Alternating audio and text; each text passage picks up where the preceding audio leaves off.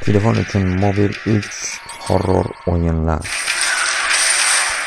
Birinchi o'yin Walking Dead Season 1. O'yin janri survival horror interaktiv hikoya. Dasturchi Telltale Games. O'yin 2003-yilda ishlab chiqarilgan.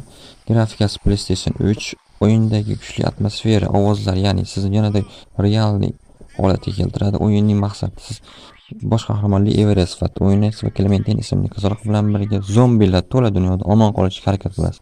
O'yinda qiyin tanlovlar qilishingiz va harakatlaringiz natijasida nimalar bo'lishini ko'rishingiz mumkin. O'yinda siz doimo zombilardan qochishingiz, ular bilan jang qilishingiz va ba'zi bir odamlar ham sizga xavfli bo'lgan, ular bilan jang qilishingiz mumkin.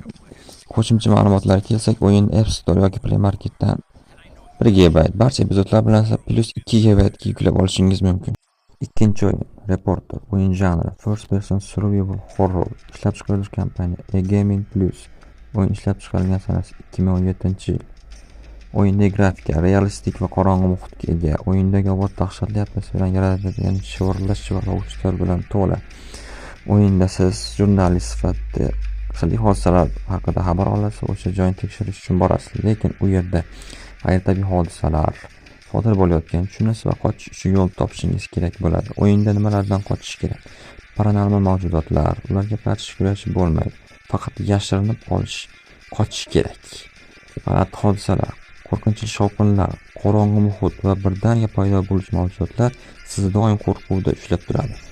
O'yinni Play Marketdan 300 MB ga tortib olib bemalol o'ynashingiz mumkin. Uchinchi o'yin This Park. O'yin janri survival horror. O'yin ishlab chiqaruvchi kompaniya Ape Horror Games. O'yin 2009-yilda ishlab chiqarilgan. Android va iOS uchun grafikasi zo'r, detallar va qo'rqinchli muhitga ega. O'yindagi ovoz, klaunning kulgisi va sirli tovushlar odamni dahshatga soladi.